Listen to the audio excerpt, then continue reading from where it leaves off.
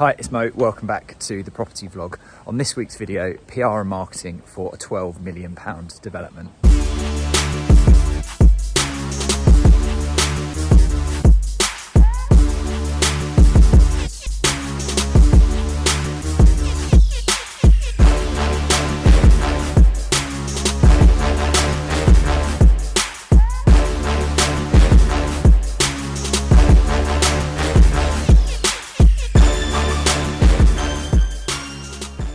So on this week's video, I just wanted to talk through some of the PR and marketing activity that we're completing for our Richmond Grove development in Exeter. We're steaming ahead with the project and we're actually reaching practical completion on some parts of the site.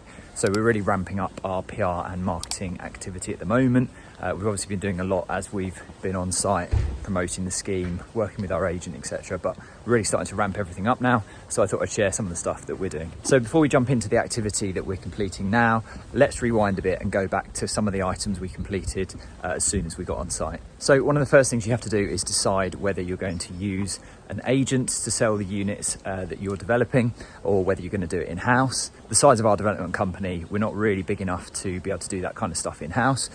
So we decided we're going to go with an external estate agent, as we have done with our previous developments.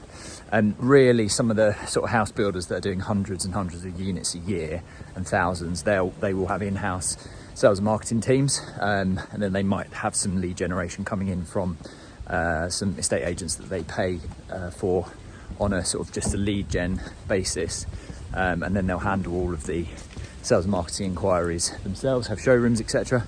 But for us, we're just not big enough, so we're using an external agent. So that was the decision we made. So part of that is going through a tender process. So like we would tender the works contract, we also tender the contract for estate agency. So we went out to a few agents who we thought we might like to work with, who are quite big in the local area, just collated information relating to how much do they charge, what's their coverage like, how big are they, how well known are they, what's included in the fee, what are the add-ons, that kind of stuff. And also went through what they would actually value the scheme at. Now it's always difficult to sort of put that as part of the tender, because you don't want the agent to just overvalue the scheme on the hope that they'll get the work. So you sort of have to take what they put in there with a pinch of salt. So we had a look at the sort of spread of prices that the agents came back with, and then in conjunction with how much, what the fees were and what other things were included, we made a decision to go with Savills in the end. So Savills, obviously national, international company, huge company, big footprint, sell a lot of high-end property and have a really good presence in Exeter. So we decided to go with Savills. We met the team. We've actually sourced a few of our development sites through Savills as well, so we've got a good relationship with them. So we decided to go with the Savills Exeter office. So as soon as you have the agent appointed, they can then start doing marketing for you. So they can go out to their list and say, you know, this property, these properties are coming soon. We can then start putting physical for sale boards up, which we did, and also had our own advertising boards designed, and then put the Savills logo on there, email address and phone number on there as well. So as soon as you've got the agent appointed, you can then start to use that information and start to collect information from people that are interested. So you start collecting details even well before you're anywhere near actually completing the units. So definitely get the agent appointed really early, and then start to put some physical signage out and get them to speak to their list of who's looking for property over the coming months. One of the other things that the agent can do for you is coming soon ads for Rightmove and for the other portals. So you want to get those live a few months before you're actually ready to start selling the units, just saying coming soon, these are the CGIs. You won't have any physical real photos at that point, but just using CGIs, this is what's coming, this is the range of pricing, prices from 300k or whatever, starting here. This is the location, this is CGIs of what it's going to look like, internal, external. And again, just start collecting details from people that might potentially be interested in that type of property in the coming months. And actually, it's probably quite a good point to mention the CGIs that we had created, internal and external, have been absolutely key in our marketing. And I think, to be honest, are the reasons we sold some of the units already, even before they've been built. So we used a company called Arcaline, who I will link in the description of the video. Absolutely fantastic, based in Devon. Really high quality work. Used them on several projects before, Yeah, really happy. We've got internal, external CGIs. You know, creating these kind of images isn't cheap, but it's definitely something that's worth investing in. You know, we're selling these units for £12 million. So of course we're going to spend a few £1,000s on some computer generated images to show people what they're going to look like when they're complete. Should mention as well that from a marketing point of view, as well as the CGIs, Arclimer have done the brochure for the development, which is amazing. Some really good copy and wording in there about what we've done with the buildings, the history of the buildings, the location, you know, Exeter, the type of accommodation that's on offer, and then obviously the CGIs that they've created as well. So really happy with the brochure, and that's linked on the Savills ad as well. So if anyone goes on the Savills Rightmove ads, you can then download the brochure as well. So once you start generating some interest from the marketing that you're doing and the agents speaking to people that are sort of on their list, you're going to come across a dilemma, which is something we've had on every development we've done. And there isn't a right answer for it, I don't think, although I'd welcome any sort of comments or opinions on it. And it's this question around, when do you actually start showing people the units? So potential buyers, when do you actually start taking them round? So on the one hand, you've got the argument that, you know, if the unit's not finished but someone's interested, you need to get them in, you know, make sure they can come and see the location. They're going to understand that the unit's not finished, but at least you've got them to come along, and you know, it's in their mind that they, you know, might want to buy one of those units in the future, but it's not looking at its best.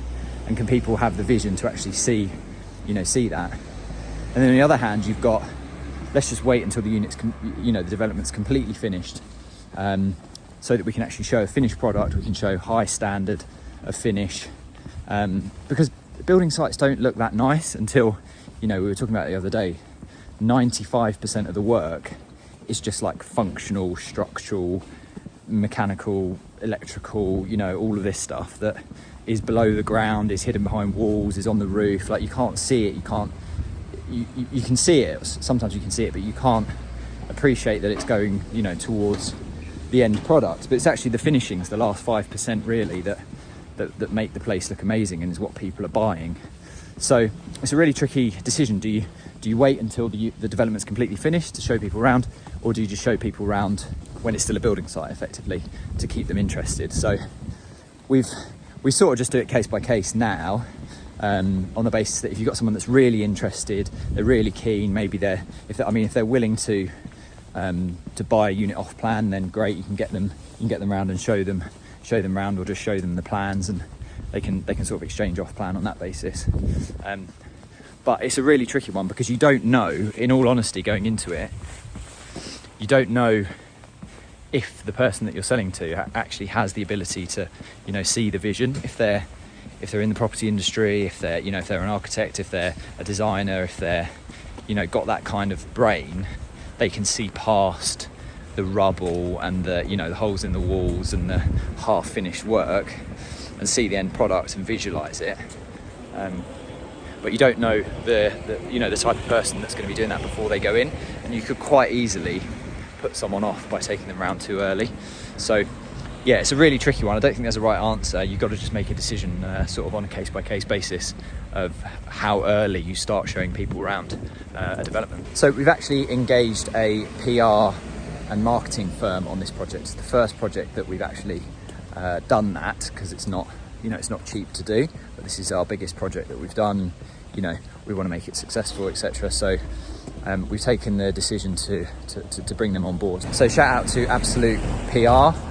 So Absolute have come up with a really good PR strategy that we've then discussed. We talked about with Savills, our agent, as well, and we're now implementing. So I'm going to put some of the adverts up that we have got going into, well, it's called an advertorial, which is like an advert and an editorial piece, so like some information about the scheme and stuff like that. So we've got the advertorial going out, which has got a one-page advert and then some copy and some other images as well. So that's going out into Exeter Living magazine, which is a physical print magazine, and then online as well. So that's going out for their November issue, which is actually out towards the end of October. So as we record this, it's sort of a couple of weeks away. So that's been really good. And we're also going into a publication called Muddy Stilettos, which is a really good website. You should go and check it out. They've got a newsletter as well. They've got different they've got a national sort of view, and then also you can choose which region you're either in or you're interested in. So maybe you live in London but you're interested in life in Devon or Somerset or Cornwall, whatever, and you can sort of tick those. They do newsletters and events, and they have a guide which is the best places to live guide. So we've submitted some information for that. That's going to go into a campaign that's going on to Muddy Stilettos, which should be really good as well, and that's a digital campaign. And we're also going to be doing some leafleting as well. So one of the things that we've found out through speaking with the agent and speaking with people that have come to view units, and a couple of people that have already put reservations down, is that part of the market that we're selling to is sort of hyper local, so as in the streets immediately next to the development, and a proportion of the people are downsizing from, you know, Victorian terraced houses. Maybe they're living alone, or the kids moved out or whatever, and they want to downsize, and there's no new build, conversion or new build development in the immediate vicinity in sort of in the centre of Exeter. So they've not really got a lot of choices, and obviously they can see the quality of what we're producing. So hyper local market means you can actually do direct mail, you can do leafleting, you can write letters and stuff like that. So we're going to be implementing in that as well, and do between 3,000 and 5,000 letters, and probably a couple of drops over the next couple of months as we lead into the full site launch. And part of the PR strategy and sort of the strategy around selling these units is also to look at when you hold open events. So again, it's a bit like the viewings. It's like, how early do you do it? How late do you do it? To sort of get the best result. So all of the activity I've spoken about is driving towards a launch event, an open day, on Saturday the 18th of November. So we're going to be there with our sales agents, showing people around the detached house number 35, if that's not already sold by then, because it's on the market now and people can go and view it, and are viewing it now. And also number 39, which is another 4-bed detached house, which is called the Muse House. So all of this PR, all of this marketing, all this activity we're doing at the moment is driving towards that event. So even for people that don't want or can't afford a 4-bed detached house, they can come along and they can see the quality of the build, they can see the site, they can see the location, they can see how long it takes to walk to the shops, or how long it takes to walk to the hospital, or whatever else. And they can then put reservations down on apartments based on viewing the houses as well. So sort of serving two purposes, the open day on the 18th of November. So we've got people that want a 4-bed house and come and have a look at both of the 4-bed detached houses we've got. And then for people that want apartments, which aren't ready to view yet. So coming back to the point earlier around like, how early do you show people the sort of partly completed units? The apartment units themselves aren't going to be available for viewing. So the music house is nearly ready, but probably won't be in a position to view it until like right up to sort of just before Christmas, which isn't a great time to get people out to an open day. So we'll probably be actually having a full launch for that in January. And then the schoolhouse units, which are apartments as well, will then be sometime in probably March or April, depending on sort of the speed of the rest of the build. So in summary of all of that, you basically draw a line in the sand and say, on this day we're having an open day, and then you work back from that date and you start all the PR, you start all the marketing activity, driving people towards that date. In parallel to that, you've also got viewings that can happen on number 35 Brandine Villa. So those viewings are happening in parallel, but all the rest of the activity is just driving to get people along to the 18th of November. So the final thing we're doing is some social media advertising. So in addition to the online digital campaign, and in addition to the physical print stuff that we're doing, the leafleting, direct mail, and then all the stuff that Savills are doing, we're actually doing social media marketing sort of from 2 points of view. So number one is Savills doing their own social media marketing, so using the Savills brand. It's obviously like a prestigious, high-end brand, well-known, well-liked, well-trusted, well-respected brand, through their own channels. So you'll see an advert and it will say, Savills, we've got these units, come to our open day, etc. You think, great, Savills, Exeter, I know, like, trust them. And then we're also doing and testing out ourselves, and also with the PR company, is testing out social media marketing from our own channels. So creating our own content and seeing how sort of that lands on social. So I'm going to put in this video the ad that we're currently running on Facebook, which then obviously goes out to Messenger and WhatsApp and Instagram and everywhere else that Facebook owns. Exeter, if you're looking for a brand new home in 2024, then I'm thrilled to announce our open day on Saturday, the 18th of November 2023, where we, alongside our sales agent Savills, will be launching our Richmond Grove development to the public. Richmond Grove is a stunning new development of 25 units comprised of 2 4-bed detached houses and 23 luxury apartments. All of the units come with private parking, private or communal gardens, and electric car charging. Come along on Saturday the 18th of November to see the development for yourself.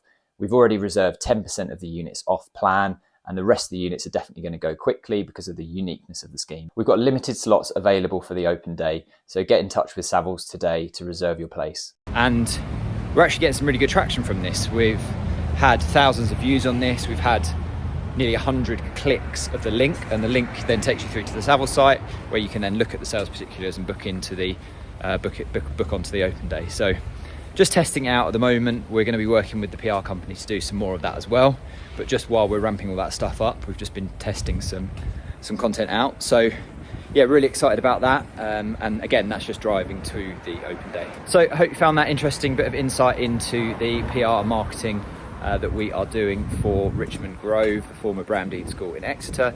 If you'd like more information, I'll put Savills' contact details below, and like I said, I'll put in all the stuff that I've talked about into the video and the other contact details you need below. So that's it for this week, and we'll see you on next week's video. Thanks for watching.